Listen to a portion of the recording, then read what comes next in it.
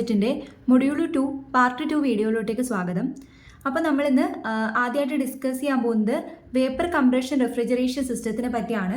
നമ്മൾ സിലബസ് നോക്കിയാൽ നമുക്കറിയാം ഏതൊക്കെയായിരുന്നു. നമ്മൾ ഫസ്റ്റ് പാർട്ടിൽ വരുന്നത് വേപ്പർ കംപ്രഷൻ റെഫ്രിജറേഷൻ സിസ്റ്റത്തിനെ പറ്റിയാണ്. അപ്പോൾ അതിൻ്റെ അകത്ത് എന്തൊക്കെ കമ്പോണൻസ് ഉണ്ട്, പിന്നെ അതിൻ്റെ വർക്കിംഗ് എങ്ങനെയാണ്, അത് pH ആൻഡ് TS ചാർട്ട് വെച്ചിട്ടും ഫ്ലോ ഡയഗ്രാം വെച്ചിട്ടും എങ്ങനെയാണത് പറയേണ്ടത്, പിന്നെ റെഫ്രിജറേറ്റിംഗ് എഫക്റ്റ് എന്താണ് വരിക, COP എന്താണ് വരിക, പിന്നെ ടൈപ്സ് ഓഫ് VCRS, ഇത്രയും കാര്യമാണ് ഈ ഒരു പാർട്ടിനോട് ഉദ്ദേശിക്കുന്നത്.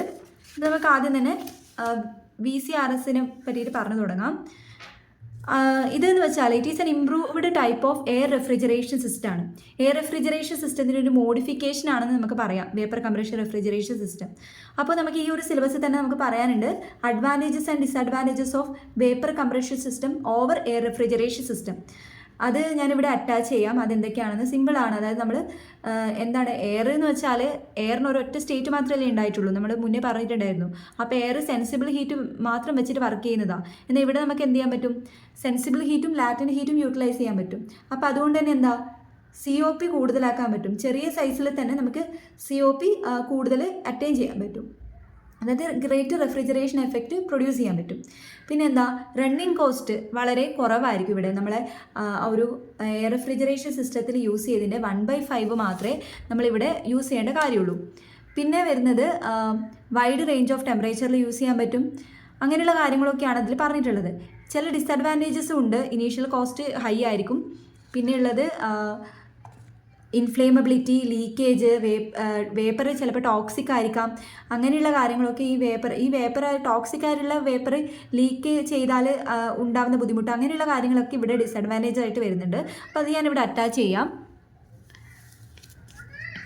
പിന്നെ നമുക്ക് പറയാനുള്ളത് vapour refrigerant is compressed in the cycle by a mechanical compressor. ഇവിടെ നമ്മൾ എന്താ യൂസ് ചെയ്യുന്നത്, നമ്മൾ മുന്നേ പറഞ്ഞ പോലെ ഒരു മെക്കാനിക്കൽ കംപ്രസർ വെച്ചിട്ടാണ് ഇവിടെ വർക്ക് ചെയ്യുന്നത്. അതായത് ഈ ഒരു പേര് കേൾക്കുമ്പോൾ നിങ്ങൾക്ക് മനസ്സിലാവണം, ഒരു കംപ്രസർ ഇവിടെ യൂസ് ചെയ്യുന്നുണ്ട്. വേപ്പർ കംപ്രഷൻ റെഫ്രിജറേഷൻ സിസ്റ്റമാണ്.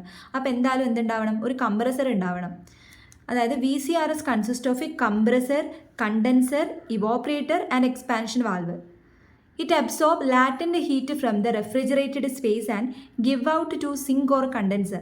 Latent heat എന്ത് ചെയ്യുന്നുണ്ട്, റെഫ്രിജറേറ്റഡ് സ്പേസിൽ നിന്നും അബ്സോർബ് ചെയ്തിട്ട് നമ്മുടെ ഹീറ്റ് എന്ത് ചെയ്യാണ് ചെയ്യുന്നത്, കണ്ടൻസറിൽ അല്ലെങ്കിൽ അറ്റ്മോസ്ഫിയറിലോട്ടേക്ക് അല്ലെങ്കിൽ സിങ്കിലോട്ടേക്ക്, അതായത് ലോ ടെമ്പറേച്ചറുള്ള ഭാഗത്തോട്ടേക്ക് നമ്മൾ എന്ത് ചെയ്യുക, ഹീറ്റിനെ റിമൂവ് ചെയ്യുകയാണ് ചെയ്യുന്നത്.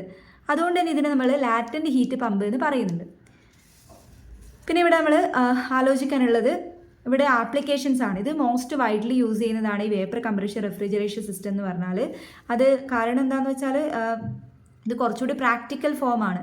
പിന്നെ കൊമേഴ്ഷ്യലായിട്ടും ഡൊമസ്റ്റിക് ആയിട്ടും ഒക്കെ നമ്മൾ കൂടുതലായിട്ട് ഇതാണ് യൂസ് ചെയ്യുന്നത്. COP കമ്പാരിറ്റീവ്ലി കൂടുതലാണ്. അപ്പോൾ ഇതിൻ്റെ ആപ്ലിക്കേഷൻസ് എവിടെയൊക്കെയാണ് വരിക, നമുക്ക് എവിടെ വേണമെങ്കിലും എഴുതാം. ഡൊമസ്റ്റിക് റെഫ്രിജറേറ്ററിൽ എഴുതാം, കംഫർട്ട് എയർ കണ്ടീഷനിങ് ഇൻഡസ്ട്രിയൽ ആപ്ലിക്കേഷനിൽ എഴുതാം, cold storage for food preservation എഴുതാം, മെഡിസിൻ പ്രിസർവേഷൻ എഴുതാം. അപ്പോൾ ഇങ്ങനെയുള്ള കാര്യങ്ങളൊക്കെ നമുക്ക് എഴുതാൻ പറ്റും.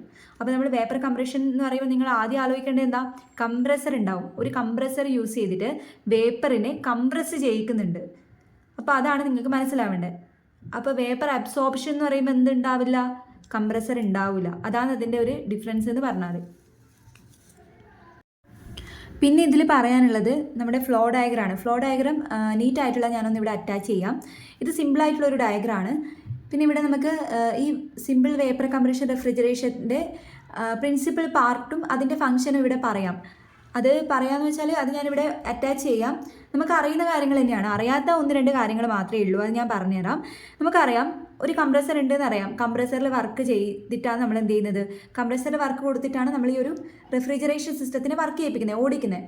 അപ്പോൾ ഈ ഒരു കംപ്രസറിൻ്റെ ഔട്ട്ലെറ്റിൽ വരുന്നൊരു ലൈൻ ഉണ്ടാവുമല്ലോ, അതായത് കംപ്രസറിൽ നിന്നും റെഫ്രിജറൻറ്റ് ക്യാരി ചെയ്തിട്ട് കണ്ടൻസറിൻ്റെ ഇൻലെറ്റിലോട്ടേക്ക് കൊടുക്കുന്ന ഒരു ലൈൻ ഉണ്ടാവും, ഒരു പൈപ്പ് ഉണ്ടാവും. അപ്പോൾ അതിനെയാണ് നമ്മൾ എന്തെന്ന് പറയാം, ഡിസ്ചാർജ് ലൈൻ എന്ന് പറയാം. അതായത് കംപ്രസർ നമ്മളിപ്പോൾ ഒരു റെഫ്രിജറൻറ്റ് വേപ്പർ സ്റ്റേറ്റിലുള്ള ഒരു റെഫ്രിജറൻറ്റിനെ കംപ്രസ് ചെയ്തിട്ട് കണ്ടൻസറിലോട്ട് കൊടുക്കണമല്ലോ. അപ്പോൾ ആ കൊടുക്കുന്ന ഈ ഒരു പൈപ്പിനെ നമുക്ക്, ഈ ഒരു ലൈനെ നമുക്ക് ഡിസ്ചാർജ് ലൈൻ എന്ന് പറയാം. അപ്പോൾ സക്ഷൻ ലൈൻ എന്തായിരിക്കും, സക്ഷൻ ലൈൻ എന്ന് പറയുമ്പോൾ ഈ കംപ്രസറിലോട്ടേക്ക് റെഫ്രിജറൻറ്റിനെ എടുക്കുന്ന ലൈനിനെയാണ് നമ്മൾ എന്തെന്ന് പറയാം, സക്ഷൻ ലൈൻ എന്ന് പറയാം. ഇവോപ്പറേറ്ററിൽ നിന്നും കംപ്രസറിലോട്ടേക്ക് റെഫ്രിജറൻറ്റിനെ വലിക്കുന്ന ഈ ഒരു ലൈനെയാണ് സക്ഷൻ ലൈൻ എന്ന് പറയാം. ഇത് നിങ്ങൾ അങ്ങനെ കേൾക്കാത്തൊരു കാര്യമായിരിക്കാം. ഇപ്പോൾ സക്ഷൻ ലൈനും ഡിസ്ചാർജ് ലൈനും അറിയാം, കംപ്രസറും അറിയാം. കണ്ടൻസർ നമുക്ക് ഓൾറെഡി അറിയാം, കണ്ടൻസ് ചെയ്യിക്കുന്നത്, അതായത് വേപ്പർ സ്റ്റേറ്റിൽ നിന്ന് ലിക്വിഡ് സ്റ്റേറ്റിലോട്ടേക്ക് മാറ്റുന്നത്. ഏതിനെ മാറ്റുന്നത്? റെഫ്രിജറൻറ്റിനെ മാറ്റുന്നത്. എങ്ങനെ മാറ്റുക? നമ്മുടെ റെഫ്രിജറൻറ്റിലുള്ള ഹീറ്റിനെ, ഇതാണ് നമ്മുടെ അറ്റ്മോസ്ഫിയർ, പുറം, അതായത് അറ്റ്മോസ്ഫിയർ എന്ന് വെക്കുക, അല്ലെങ്കിൽ സിങ്ക് എന്ന് വെക്കുക. അറ്റ്മോസ്ഫിയറിലോട്ടേക്ക് ഹീറ്റിനെ കൊടുത്തിട്ട് റിജക്റ്റ് ചെയ്തിട്ടാണ് എന്ത് ചെയ്യുന്നത്? വേപ്പർ സ്റ്റേറ്റിലുള്ളതിനെ ലിക്വിഡ് സ്റ്റേറ്റ് റെഫ്രിജറൻറ്റിലോട്ടേക്ക് മാറ്റുന്നത്. ഓക്കെ, അപ്പോൾ ഈ കണ്ടൻസറിൽ നിന്നും എക്സ്പാൻഷൻ ഡിവൈസിലോട്ടേക്ക് പോകുന്ന ഒരു ലൈൻ ഉണ്ടാവുമല്ലോ. ഇങ്ങനെ വരുന്ന ലൈനെയാണ് നമ്മൾ ലിക്വിഡ് ലൈൻ എന്ന് പറയുന്നത്. അതായത് കണ്ടൻസറിൻ്റെ ഔട്ട്ലെറ്റ് വരുമ്പോൾ അത് ലിക്വിഡ് സ്റ്റേറ്റിലെത്തി, റെഫ്രിജറൻറ്റ് ലിക്വിഡ് സ്റ്റേറ്റിലെത്തി. അപ്പോൾ ഈ കണ്ടൻസറിൻ്റെ ഔട്ട്ലെറ്റിൽ നിന്നും എക്സ്പാൻഷൻ വാൽവ് അല്ലെങ്കിൽ ഇവോപ്പറേറ്ററാണ് കൂടുതൽ നല്ലൊരു term. Refrigerant line carry liquid refrigerant from the condenser outlet to the evaporator inlet. Expansion വാൽവിനേക്കാളും ഇവോപ്പറേറ്റർ ഇൻലെറ്റാണ് നല്ലത്. കണ്ടൻസർ ഔട്ട്ലെറ്റിൽ നിന്നും ഇവോപ്പറേറ്റർ ഇൻലെറ്റിലോട്ടേക്ക് പോകുന്ന ലൈൻ, റെഫ്രിജറൻറ്റ് ലൈൻ അല്ലെങ്കിൽ പൈപ്പ്, അതിനെയാണ് നമ്മൾ എന്തെന്ന് പറയുന്നത്? ലിക്വിഡ് ലൈൻ എന്ന് പറയുന്നത്. നമുക്ക് അറിയാമല്ലേ, കാരണം എന്താ? കണ്ടൻസർ മുതൽ ഈ എക്സ്പാൻഷൻ്റെ ഇൻലെറ്റ് വരെ എന്തായിരിക്കും? റെഫ്രിജറൻറ്റ് ലിക്വിഡ് സ്റ്റേറ്റിലാണ് ഉണ്ടാവുക. അപ്പോൾ ഇതിനെയാണ് നമ്മൾ എന്തെന്ന് പറയുന്നത്? ലിക്വിഡ് ലൈൻ എന്ന് പറയുന്നത്. അപ്പോൾ അത് നമുക്കറിയുന്നത് ഇപ്പം നമ്മൾ പഠിച്ചു കഴിഞ്ഞു. ഇനി വേറൊരു കാര്യം ഉണ്ടാകുന്നതെന്ന് വെച്ചാൽ റിസീവർ ടാങ്കാണ്. ഈ കണ്ടൻസറിന് ശേഷം നിങ്ങൾക്ക് ഈ ഫിഗറിൽ നോക്കിയാൽ ഒരു റിസീവർ ടാങ്ക് കാണാൻ പറ്റും ഈ ഒരു ഭാഗത്തായിട്ട്. റിസീവർ ടാങ്ക് എന്തിനാണെന്ന് വെച്ചാൽ നമുക്കറിയാം, ഈ കണ്ടൻസേഷൻ കഴിഞ്ഞിട്ടുള്ള ലിക്വിഡ് റെഫ്രിജറൻറ്റിനെ സ്റ്റോർ ചെയ്യാനാണ് റിസീവർ ടാങ്ക് യൂസ് ചെയ്യുന്നത്. സ്റ്റോർ ചെയ്തിട്ട് നമ്മുടെ ഇവോപ്പറേറ്ററിൻ്റെ ആവശ്യത്തിനനുസരിച്ചിട്ട് മാത്രം നമ്മൾ എന്നിട്ട് എന്ത് ചെയ്യുന്നു? ലിക്വിഡിനെ സപ്ലൈ ചെയ്യുന്നു. അതായത് ഇവോപ്പറേറ്ററിൽ എത്ര ലോഡ് ഉണ്ട്, എത്ര തണുപ്പിക്കണം, അതിനനുസരിച്ചിട്ടുള്ള റെഫ്രിജറൻറ്റിനെ മാത്രം കടത്തിവിടുന്നു. അപ്പം അതിന് വേണ്ടിയിട്ട് സ്റ്റോറിങ് പർപ്പസിനാണ് എന്തുള്ളത്? നമ്മുടെ റിസീവർ ടാങ്ക് നമ്മൾ യൂസ് ചെയ്യുന്നത്. ഇത് എക്സ്പാൻഷൻ വാൽവ് വഴിയാണ് എന്ത് ചെയ്യുന്നത്? നമ്മുടെ ആ ഒരു റെഫ്രിജറൻറ്റ് പിന്നെ ഇവോപ്പറേറ്ററിലോട്ട് എത്തുന്നത്. അപ്പോൾ ഈ എക്സ്പാൻഷൻ വാൽവ് നമ്മൾ പഠിച്ചിട്ടുണ്ടായിരുന്നു. എക്സ്പാൻഷൻ വാൽവാണ് എത്ര റെഫ്രിജറൻറ്റ് വേണം അത്ര റെഫ്രിജറൻറ്റിനെ ഇവോപ്പറേറ്ററിലോട്ടേക്ക് കൊടുക്കുന്നത്. ഇത് സ്റ്റോറിങ് പർപ്പസിനാണ് നമ്മുടെ റിസീവർ ടാങ്ക് യൂസ് ചെയ്യുക. അപ്പോൾ ഇത്രയും കാര്യങ്ങളാണ് പിന്നെ അതിൻ്റെ ബേസിക് കമ്പോണൻസിൽ വരുന്നത്. ഇനി നമുക്ക് ഇതിൻ്റെ വർക്കിംഗ് എങ്ങനെയാണെന്ന് നമുക്ക് നോക്കാം. നമുക്ക് അറിയുന്ന കാര്യം തന്നെയാണ്, വർക്കിംഗ് ഒന്നും പറയാനൊന്നുമില്ല പ്രത്യേകിച്ച്. നമുക്ക് കഴിഞ്ഞ ക്ലാസ്സിൽ നമ്മൾ പറഞ്ഞിട്ടുണ്ടായിരുന്നു 1 to 2 എന്താ? കംപ്രസർ ഉണ്ട്, കംപ്രഷനാണ്. കംപ്രഷൻ എന്ന് വെച്ചാൽ എന്താ? ലോ പ്രഷർ ആയിട്ടുള്ള വേപ്പർ റെഫ്രിജറൻറ്റ്. നമ്മളിവിടെ ആലോചിക്കേണ്ടത് ഡ്രൈ സ്റ്റേറ്റിലാണ് ഉണ്ടാവുക. ഡ്രൈ സ്റ്റേറ്റിലാണ് വേപ്പർ റെഫ്രിജറൻറ്റ് ഉള്ളത്. അതായത് ലിക്വിഡ് മിക്സ് ചെയ്യാത്തൊരു സ്റ്റേറ്റിനെ പറ്റിയിട്ടാണ് ഇപ്പോൾ പറയുന്നത്. ലിക്വിഡ് ചില സമയങ്ങളിൽ നമ്മളിത് ഇവോപ്പറേഷൻ കറക്റ്റായിട്ട് ഇവോപ്പറേറ്ററിൽ നടന്നിട്ടില്ലെങ്കിൽ ഈ ലിക്വിഡ് മൊത്തം എന്താവില്ല, വേപ്പറായിട്ട് മാറില്ല. അപ്പം ചിലപ്പോൾ ഈ ലിക്വിഡും കൂടി ഈ വേപ്പറിൻ്റെ ഒപ്പം മിക്സ് ആയിട്ടാണ് കംപ്രസറിലോട്ട് കയറ്റുന്നത്. കൺസേൺ ചെയ്യുന്നത് ഡ്രൈ സ്റ്റേറ്റിലുള്ള, അതായത് എല്ലാം വേപ്പർ സ്റ്റേറ്റിലോട്ടേക്ക് മാറി, റെഫ്രിജറൻറ്റ് മൊത്തം വേപ്പർ സ്റ്റേറ്റിലോട്ടേക്ക് മാറി. ആ റെഫ്രിജറൻറ്റ് എന്താണ് ചെയ്യുന്നത്? കംപ്രസറിലോട്ടേക്ക് കയറി. ലോ പ്രഷറിലാണ് ഉള്ളത് നമുക്കറിയാം.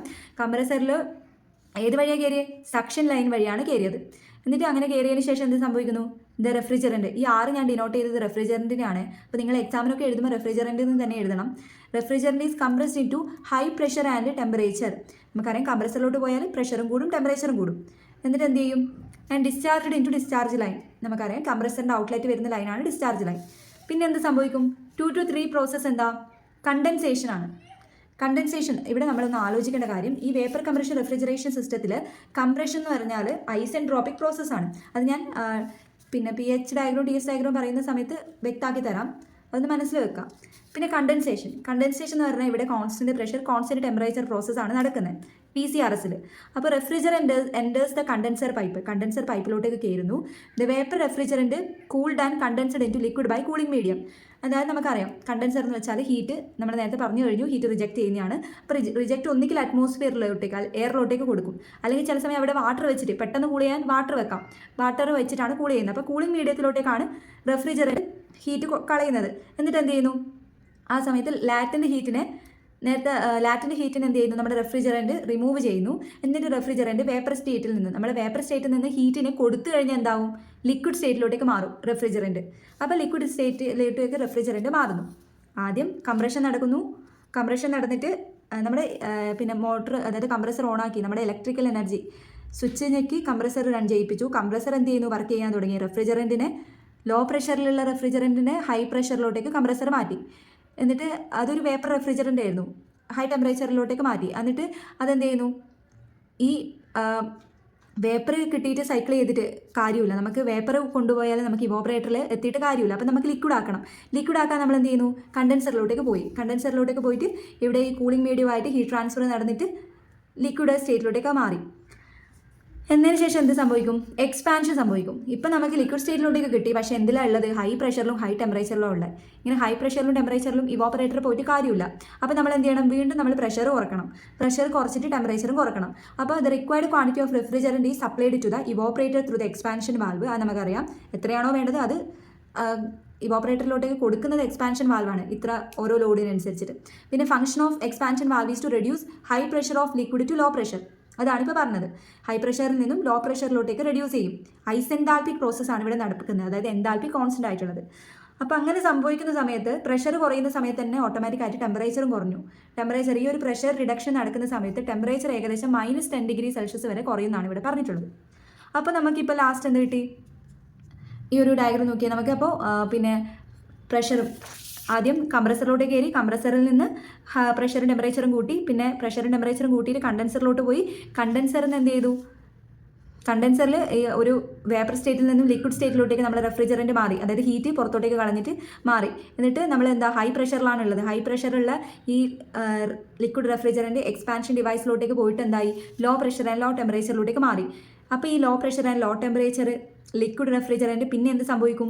ഇവോപ്പറേറ്ററിൻ്റെ ഉള്ളിലോട്ടേക്ക് പോയിട്ട്, ഇവോപ്പറേറ്ററിലാണ് നമ്മുടെ തണുപ്പിക്കേണ്ട സാധനം ഉള്ളത്. അപ്പോൾ അവിടെ നിന്ന് എന്ത് വസ്തുവിനെയാണോ തണുപ്പിക്കേണ്ടത് അതിൻ്റെ ഹീറ്റിനെ അബ്സോർബ് ചെയ്യും ഈ ലിക്വിഡ് റെഫ്രിജറൻറ്റ്. എന്നിട്ട് ഹീറ്റിനെ അബ്സോർബ് ചെയ്തിട്ട് എന്താവും? ആ ഈ ലിക്വിഡ് റെഫ്രിജറൻറ്റ് ഒരു വേപ്പർ റെഫ്രിജറൻറ്റിലോട്ടേക്ക് മാറും. എന്നിട്ട് അത് വീണ്ടും എന്ത് ചെയ്യും? കംപ്രസറിലോട്ട് പോകും. വീണ്ടും ഈ പ്രോസസ്സ് ഇങ്ങനെ സൈക്ലിക്കായിട്ട് നടക്കും. അതായത് 4-1 എന്താ? എക്സ്പാൻഷൻ ആണ്. In evaporator, liquid refrigerant evaporate and changes its state from liquid to vapor and produce coldness. തണുപ്പിക്കൽ ഉണ്ടാവും. The low pressure refrigerant vapor enters the compressor through suction line and then cycle is completed. അത് നമ്മൾ പറഞ്ഞു. ഇവോപ്പറേറ്ററിൽ നിന്ന് പോകുന്ന line എന്താ? Suction ലൈനാണ്. ഇത് നമ്മൾ കഴിഞ്ഞ ക്ലാസ്സിലൊക്കെ പറഞ്ഞതാണ്. അതുകൊണ്ടാണ് ഞാൻ ഇത്ര ഡീറ്റെയിൽ ആക്കി പറയാത്തത്. നമുക്ക് അറിയുന്ന കാര്യങ്ങൾ തന്നെയാണ്. ഇനി നമ്മൾ നോക്കാൻ പോകുന്നത് പിന്നെ VCRS TS and PH diagram വെച്ചിട്ടാണ് നോക്കാൻ പോകുന്നത്. അപ്പോൾ നിങ്ങളിപ്പോൾ ആദ്യം നിങ്ങൾ കണ്ടത് ഫ്ലോ ഡയഗ്രാം ആണ്. ഫ്ലോ ഡയഗ്രാം അല്ലെങ്കിൽ ചെറിയ ബ്ലോക്ക് ഡയഗ്രാം വെച്ചിട്ട് എക്സ്പ്ലെയിൻ ചെയ്യാൻ പറഞ്ഞാൽ നിങ്ങൾ ആദ്യം വരച്ചതുപോലെ ചെയ്യുകയാണ് വേണ്ടത്.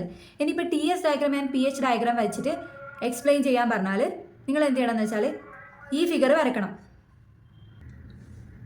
അപ്പോൾ ഇതിൽ നോക്കിയാൽ നിങ്ങൾക്ക് മനസ്സിലാവും എന്താണ് TS ഡയഗ്രാം. അതെല്ലാവർക്കും അറിയാലോ.